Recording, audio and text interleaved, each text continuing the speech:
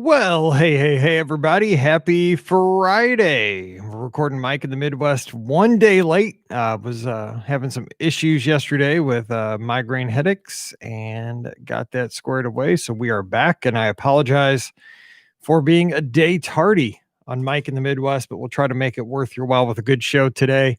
Huge shout out to all of our patrons. Thanks for being here. Appreciate you guys so very much. Hope you're enjoying Discord. I love hanging out on there and talking with everybody every day, kind of using that more than Patreon as far as the conversation piece of our little sub community, and hope you're enjoying that because it seems a lot easier to have conversations over there than just one way communication. And I always want it to be both ways where we can talk together and discuss things. Don't forget this Sunday night. Don't forget Mike Bankhead's joining us for the live call-in show at 7 o'clock Eastern. We're going to talk Run Disney. We're going to talk Lizards. We're going to talk Disney in general. We'll still do the news at the top of the show, get Mike's take on some things, and of course, take your calls.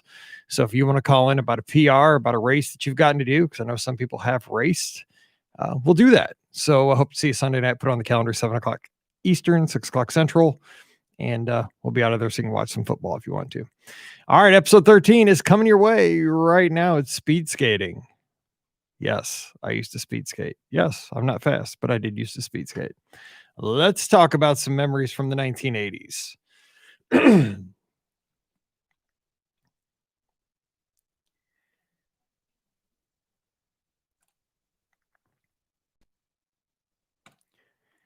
Welcome to episode number 13 of Mike in the Midwest, a mini podcast for the patrons of the Be Our Guest podcast. This is Mike Rallman here from the Be Our Guest podcast. So glad to have all of our patrons along here on the ride. We appreciate you so much. You're helping us keep the podcast going during these times where travel is a little bit slow, but things are ticking up. So things are looking good, but I just appreciate you so very much. Thanks for being here. This show is originally recorded on Friday, September 18th, 2020. It is one day tardy, and I do apologize for that because I was having some migraine headaches this past week, but I got that problem resolved, and we are back stronger than ever and going to talk about speed skating today. That's right, speed skating, a sport that I did for years and years. Of course, my favorite sports were baseball and hockey, but I probably did speed skating more than any other sport that I participated in my life. So we're going to talk about that today, and I hope you'll enjoy it. It's going to be kind of a tour of the 1980s. This was a big thing back then, so we are going to spend some time with that. But before we do that, I want to go back and address last week's Mike in the Midwest. I talked about my grandma. I loved my grandma. She was a great woman. She really did take care of the grandkids, the four of us, and she took us all those places I talked about last week. Dunkin' Donuts and, Perkins and Sambo's and Denny's and all those places, Hardee's. And I got a lot of great feedback from our listeners about places that their grandparents took them and special meals that they had at grandma or grandpa's house. And that just really touched my heart. So I'm glad that maybe that helped you reconnect with some of those memories from your grandparents and, got to think about them again for a few minutes, which is a real special thing. I love that our podcast, ever since 2008, when we started it, really has become a family for a lot of us. We've gone through, Paige was, in middle school when the podcast started, and now she's graduated from college. So we've gone through many different, parts of our life together as listeners, and together we've done this. We've talked a lot of Disney, of course, along the way. We've also seen each other go through some cool stuff. So I thank you for being there. Let's jump in though. Let's talk speed skating. And today, when we talk speed skating, we're talking roller speed skating. So let's get back to where this all started. So as you may have heard here on the podcast, a lot of my stories take place at Spinning Wheels Roller Rink, which was a skating rink in Florissant, Missouri, where I grew up, where my next door neighbors actually owned the rink. And we'll get into the history of Spinning Wheels itself and some of the stuff we did there in a future episode, because there is a lot I want to dive into, because I think that as I grew up at a skating rink, I saw this, that many towns had their own spinning wheels. Even my wife, she had a skating rink just on the other side of North County, St. Louis. Her rink was Aloha. So she grew up at Aloha. I grew up at Spinning Wheels, and we had very similar stories. Now, the one thing that's funny, though, about our two rinks, my wife's Aloha and my Spinning Wheels, is that they were both owned by the same person, the Bing family. But my next door neighbor bought spinning wheels from the guy who owned Aloha because he was a floor guard at that rink, and he got some money together with his dad. They bought the old rink and it became Spinning Wheels Roller Rink, which is where I grew up. So my next door neighbors owned it. I was always there. I think I've mentioned before too, his wife, whose name was Wanda, was my babysitter, and my sister, she's 4 years younger than me. She babysat us during the day as my parents worked. And so we would hang out next door at her house, but many times she had to go up to the skating rink to do paperwork during the day, to be there when the vendors delivered the candy bars and the popcorn kernels and the cotton candy sugar, all that stuff. So, what did she do? She would just give us some skates. We'd go out on the floor. She'd flip the lights on and we'd have a good time. Now it was just us. So it was two people, my sister and I, not anybody else. It wasn't a whole lot of fun, but I mean, when you're like 6, 7, 8, it's pretty cool to have a skating rink to yourself. Get out there and roller, go around. You can go in the wrong direction. Nobody's telling you what to do. You can do whatever you want. So that was kind of the place we grew up, was at the skating rink. And a lot of times we skated when the skating rink was not open. Now, I know a lot of you guys are not as old as I am, but if you catch any old 1980s movies or, a 1980s TV show, I haven't seen Stranger Things, but everybody tells me I need to watch it. They always had public sessions, right? Every skating rink, you go skating on Saturday or Sunday afternoons, Friday and Saturday nights, sometimes Tuesdays and Thursdays during the week. You'd have all these public skating sessions. Now, the staple of our public skating session at Spinning Wheels, when I was a little kid, I'm talking when I was like 5, 6, 7, all the way through when I worked there and ran the rink, was that at about 45 minutes into the public session, now they probably don't do this anymore because, again, safety. But back then, we'd always have a speed skate. Okay, so like we'd clear the floor. Okay, everybody, this next song is going to be a speed skate. It's going to be for the boys only. Boys only speed skate. If you want to get out there, now's your time. Okay, thank you. So, the DJ would come on and tell everybody to speed skate. At Spinning Wheels, we had one song and one song only that you speed skated to. And also, the floor guards would get out the cones. This would be official. So they put the cones in the corners, 2 at the one end, 2 at the other end. So everything was official. And here's how you knew it was an official speed skate at Spinning Wheels. During the public session, Ozzy Osbourne's Crazy Train came on. Dude, once that once that came on, it was a free for all for the next 4 minutes on the floor. People were flying. It was crazy. I mean, but the thing is, in the 80s, nobody cared. Nobody had on helmets. Nobody had on pads or any sort. People would just get ice packs when they bit it, or they went real fast, but they didn't know how to turn when they got to the corner. And it was crazy. So this is kind of where I think a lot of people's love of speed skating on the roller skates started. Now, again, we're back in the what are called quads days, regular old 4-wheel roller skates. We'll get to inline skates here in just a minute. So that was kind of like the first taste of it. Everybody wanted to go fast. And that was the one song where you could go as fast as you wanted and the floor guards would not bust you. It was like turning your local highway into the Autobahn for like 5 miles for 5 minutes a day. And then, the cops wouldn't get you, but all the other time they could get you. It's your time to get out your speed. You had the need for speed, the one song, Ozzy Osbourne, that was it. Then you couldn't go nuts the rest of the session. So, of course, I like speed skating. Everybody liked speed skating back then. It was kind of fun. Everybody hung out at the skating rink in the 80s. So, what happened was I was always at the skating rink and we had a speed skating team at Spinning Wheels. So it was Spinning Wheels roller squad, or so I can't remember what the official name was, but they had uniforms and everything. So I'd watch the older kids practice, and they practiced every Tuesday and Friday from 5 to 7 p.m. because that butted up right in front of the public sessions, which went from 7 to 9 on Tuesdays or 7 to 11 on Fridays. So what it was a kind of a ploy to get all the people who came to speed skating practice, which cost $3 a practice, to stay around and skate for the public skating session. So that was kind of a way to get people in.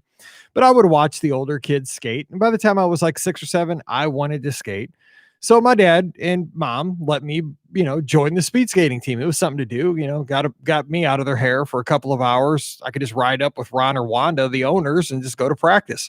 Ron, the owner, was the coach of the team too, by the way. And so I would go up. Now, for Christmas, I think it was when I was 7 years old, I got my own skates. And you might think that, oh yeah, you probably got some cheapy skates. You might have to look this up. But I had Nike branded quad roller skates. And these things were not super expensive or anything, but Nike did make roller skates, quads. They were black boots with the white swoosh, black wheels, and they were like the coolest things. Everybody wanted the Nike. Now, once you got into speed skating, after a while, you wanted the Rydell's with the Zinger wheels of all different colors and the different, I'm trying to think of the plates that would hook them up because they were plastic sun something. But yeah, you wanted to move on, then Lebeda boots and all that stuff. But back then you wanted the Rydell's if you got really good. But before that, Nike skates. I had Nike skates and my sister had Nike skates. She had white ones. I had black ones. So we'd ride with, Ron or Wanda up to practice. We'd be at the skating rink from 5 till, public session was over. Now, Ron, I mentioned him. He was the owner of the rink, our next door neighbor. He was a highly decorated roller skater. He's actually in the Roller Skating Hall of Fame in Lincoln, Nebraska. He's also in a coaches Hall of Fame here in St. Louis for hockey. So he was a multi-national champion in speed skating. He won all the time. I mean, not just won locally. He won the entire nationals for years and years and years. And he was also on the national winning roller hockey team in the 80s, the St. Louis Hawkowies, which was, we'll talk about roller hockey in the early days too on a future episode, but it was born basically at our rink and a few other rinks. But Ron was probably one of the most proficient roller competitors in the history of roller skating because he won many, many national championships in both speed skating and roller hockey. So we'll talk about that. But he's a great, and on top of that, he was my boss. He owned the rink and he was just a great guy. Really nice guy, Ron Bielsten. Now, we practiced. Okay. So of course, if you practice, you want to go to competitions, right? One of the things you got to have at a competition, you got to look good. You got to have uniforms. So now if you ever watch the Olympics nowadays for speed skating, you'll see that speed skaters wear the skin suits, right? The super tight suits. The ice speed skaters have the hood. Everything is about aerodynamics, even how they're made.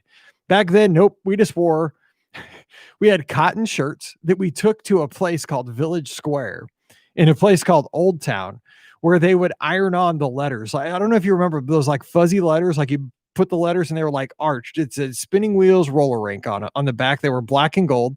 You got black shorts and you had the tube socks with the black and gold stripes, the horizontal stripes at the top on your calf. Man, we thought we looked so good. So yeah, we had our uniforms, cotton uniforms, regular old, those shorts with the stripe on the side from the 80s, the tube socks that were black and gold. And man, we thought we were looking good. But this was fun because it's what everybody had. That's how you represented your rink. It was like your gang. It was like your group. It was like your squad. And so where we went for our competitions was we were in a league where we were in the North Central. So we skated all around Illinois. And the way these competitions would work is that obviously a skating rink doesn't want to give up time when they can have public skating going on, right? So we never skated, say, 2:00 in the afternoon or 7:00 at night. Nope, that never happened. What they did for our speed skating competitions was they would start doors would open at 5 a.m. Competition would start at 6 a.m. and then it would be over by noon. Now, some big competitions would be Saturday and Sundays, but a lot of them were just on Sunday mornings. And so what would happen is you would drive up in the middle because we were in St. Louis. So anywhere in Illinois was within about a 5-hour drive. So we would leave at midnight, 1:00 in the morning and get there right as the doors were opening at 5 or 5:30, get a little warm up in, and then the first race would start at 6. When you got there, you would get a program and it would tell you, okay, juvenile boys skates at 7:20, first heat. And then semifinals will be at 8:40. And then the finals for that age for the 500 meter will be at 10:20. So, when you're racing, you would get in multiple competitions because there wasn't just solo races. If you were in a solo race, you would usually do 3 distances. And when I was younger, you do a 500 meter, 1,000 meter, and a 1,500 meter.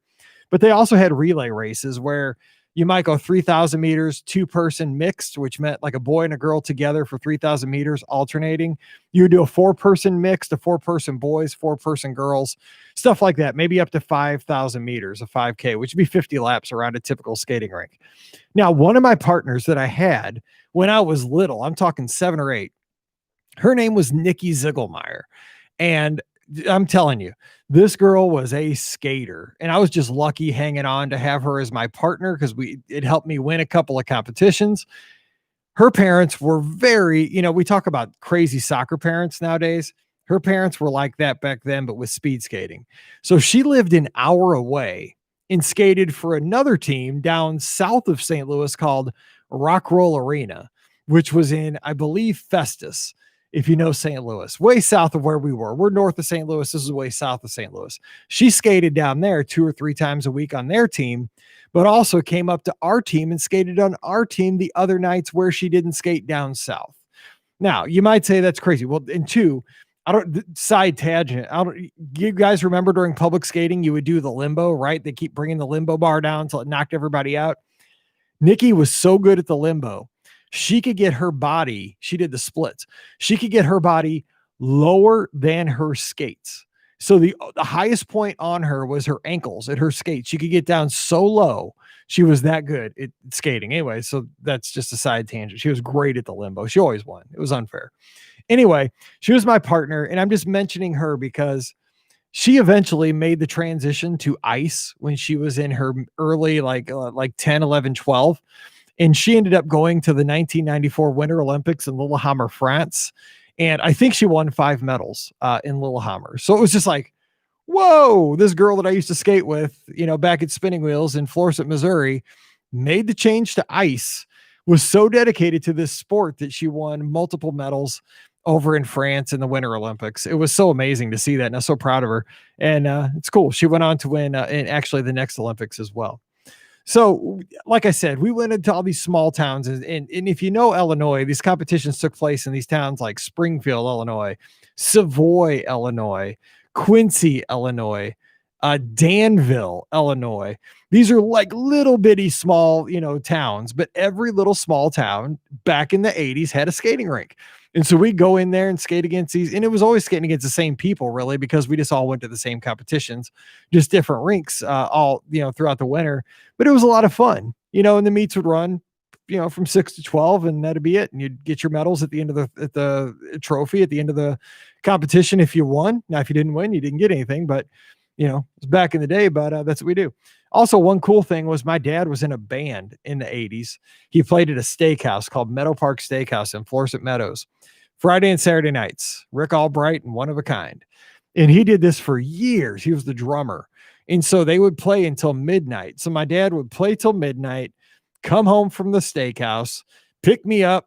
We'd get in the Datsun pickup truck and drive to Danville or Savoy or Springfield or Quincy or wherever the competitions were. So it was just kind of a fun time with my dad. Now, that was what we did all through the 80s. That was kind of your typical 80s movie setting. And then something big happened in speed skating. We got inline skates. Okay, so that was all the rage in the early 90s, right? The rollerblades, the inlines. And so we didn't know what to do with inlines in roller skating, because it is roller skating, right? They got wheels. They had 4 wheels. Well, first they had 4 wheels, just like the quad skates.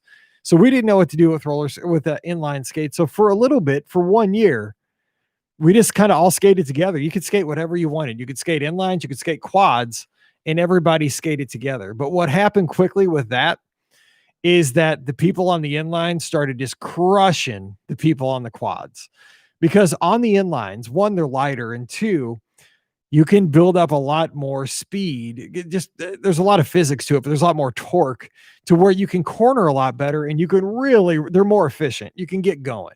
And especially as they started developing, it wasn't just the skates you would buy off the shelf at Sports Authority. We had these basically modified skates that looked like ice competitive skates, which I'll have to put up a picture of my skates. They eventually had 5 wheels, and they were just so efficient on the friction that they had to make 2 divisions, quads and inlines. And what happened was everybody went to inlines because it was faster, it was more competitive, it was more fun. The old folks stuck around for quads, and a lot of us skated both. You could go and skate both. You could skate the quad division and the inline division. You had to pay twice, but it was fun. But inlines were a lot more fun. Now, how inlines changed the sport? Couple of ways is that with the inline skates, we started to see a lot more competitions that were outside. You could have basically, like we have running races nowadays, you could have where you have a half marathon in St. Louis or Chicago or wherever. These races were everywhere in the mid 90s, these outdoor inline skating races, which was awesome because one, we had a lot bigger purses to win. You could win $500 to $1,000 for winning a race. Plus, you might win some gear. You might win gift certificates. For example, one time I went up to Chicago. Chicago held a ton of outdoor races, distance races. Usually they were, I'm trying to think, they might be like a 50K, a 10K sometimes. There were long races and there were shorter races. I tended to like the 15 to 10K races, not super long because I was more of a shorter race distance person. But one time we went up to Chicago, we skated, and I want to say we were in Naperville or Palatine. It was, a suburb of Chicago. We skated all over Chicago. But we skated there, and the race purse was, I think I won $500. I won a set of wheels from one of the sponsors, and I won a gift certificate to a sporting goods store, and I won a gift certificate for like $100 worth of pierogies. I didn't even know what pierogies were. And plus, I was going back to St. Louis right after the race, right? I had to work the next day. This was when I was in college. But it was just one of those things. You won random stuff, but the races got bigger and bigger because it was very accessible. Anybody that had rollerblades, and in the 90s, everybody had rollerblades, could come out and skate. But the good news is the people who have been skating since the 80s and who had been training on inlines indoors at skating rinks definitely had huge advantages over the regular folks just on kind of off the shelf skates. So we'd win a lot of those races. We'd win some money. It was kind of a neat thing to do. Now, another thing how inlines changed things is that they were basically the gateway to the Olympics. Now, for a brief moment in 1994, there was talk that inline skating could become an Olympic sport. Now, you might know how the Olympics work. In the Olympics, there are weird sports that hit every once in a while. Ballroom dancing. Just look at the history of the Olympics. You'll find that there are some very niche sports that actually do get into the Olympics. And so we were getting very, very excited in the inline speed skating community saying we could actually be in the Olympics. And of course, there wasn't a huge group of folks that were kind of the elite skaters. It was a very small group. So this would have been a good chance to possibly get to the Olympics, which was kind of always a dream of mine, but I thought it would be in baseball. But I thought, whoa, a lot less friction to get here in speed skating. So what happened was in 1994, the city of St. Louis hosted what was called the Olympic Festival. And what this is, it's like a mini Olympics all around St. Louis. Where I live right now in St. Peter's, they built the whole Recplex where we work out for this Olympic festival, where it's a mini Olympics. People come from all around. They compete in Olympic sports and demonstration sports to see how it's going to work, the mechanics, and to give the athletes a chance to participate in an event that has the similar feel to an Olympics. It's very, well done, very strict, very by the book, but you got all these venues kind of showing off to see, could you host something big? In speed skating, inline speed skating, roller speed skating was a sport in the 1994 Olympic Festival here in St. Louis. So we are so close to becoming an Olympic sport. However, what happened was, and why this didn't work, is that in roller skating, and let's get this back to Disney for the Disney fans. There's 3 disciplines. You got speed skating, you've got roller hockey, and you've got what's called artistic skating, which isn't exactly figure skating. It's discipline skating. One of the disciplines in artistic skating, you do kind of figure skate, but one of them's like to trace a figure 8, like on one foot, on both feet, backwards. It's discipline skating. Now, how does that tie into Disney? Stacey Aswad, who does the top 7 on Resort TV, she won nationals in artistic roller skating. Skated at the same competitions. She was up in Lincoln, Nebraska. I was in Lincoln, Nebraska. Different days, but she won nationals. National championship artistic skater, which is so hard to do. It's not super physical, but it is so precise. You have to be amazing to do that, and Stacey won that. So anyway, had the 3 disciplines. The Olympics wanted 2 of the 3. They wanted speed skating. They wanted roller hockey, because roller hockey was huge in the 90s too, but they did not want artistic skating. They said it was boring. They didn't want it. So the faction from the roller skating, which is up in Lincoln, they're based out of Lincoln, Nebraska. They said you got to take all three, you can't take any, and so that was the end of that because of artistic skating, speed, and roller hockey did not get in. So anyway, that's kind of that. And a lot of folks used, like I said, a lot of the skaters that were really good inline speed skaters became really good ice skaters. They switched over to ice. It was a natural transition. People like Casey Boudier, Chad Hedrick, Derek Para. These people won many, many medals in ice speed skating at the Olympics, and they all were people that I used to skate against in roller skating. Okay, so a couple other things we do just real quick. One of the biggest competitions that I love that I missed was called the Show Me Showdown. It was in Springfield, Missouri at this big rink. I forget, it was called the Skate Corral. This one's for Matt Parrish. Comstock Skate Corral, huge floor, biggest floor in the Midwest. Everybody every year would meet in Springfield. The competition went for 5 days. You skated from Tuesday to Sunday. Some of the races were outside. Most of the races were on the 100-meter track indoor. And if you were anybody, you passed through Springfield over Easter week and skated. And it was an amazing time. Just so many great skaters. One of my other favorite races that I did, now this was an outdoor race. It was in Champaign, Illinois, and it was called the Champaign Twilight Criterion. And what we did in this race, it was a really unique race. You skated around the campus of the University of Illinois. So they had a course set up. You skated all around the campus. But this race, you might say, well, how long was the race, Mike? Was it a 10K? Was it a 20K? Was it a 15K? It was a 40-minute race plus 2 laps. So the way it worked is you didn't know what the distance of the race was when the race started. It was determined by the skaters.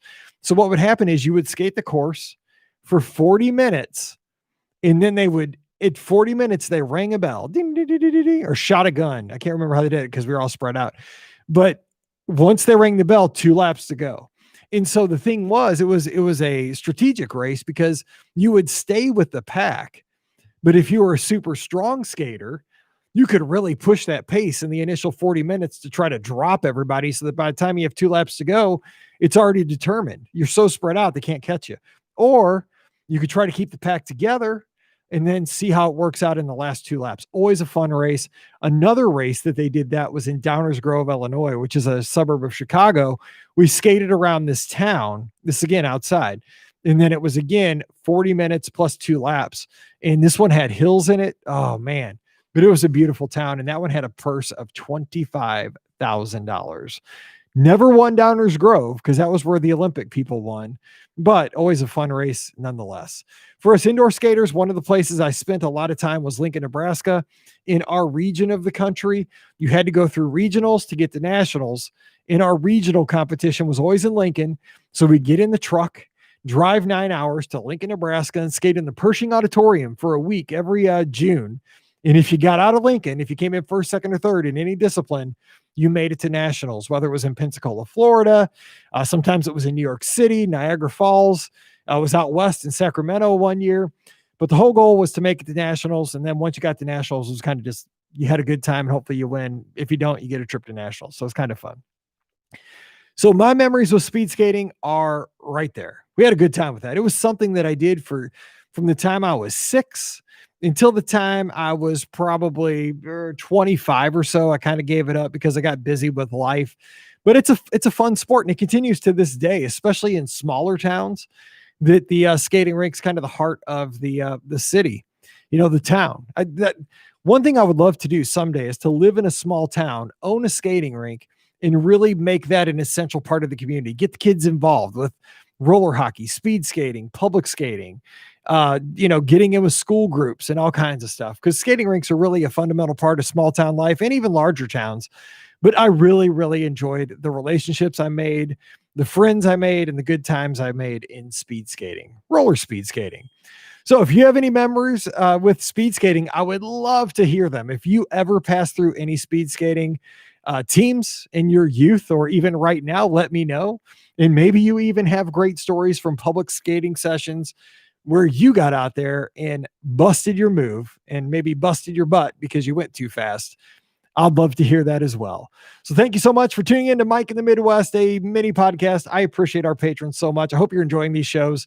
And I hope to catch you over on Discord. So please do come by the Discord server. Just drop by the Patreon page. There's a link right there. Get in on the conversation and let's talk. So make it a great weekend. Thanks so much for hanging with us. We'll have another Mike in the Midwest next Thursday. So until then, stay safe, stay healthy, and we'll see you real soon.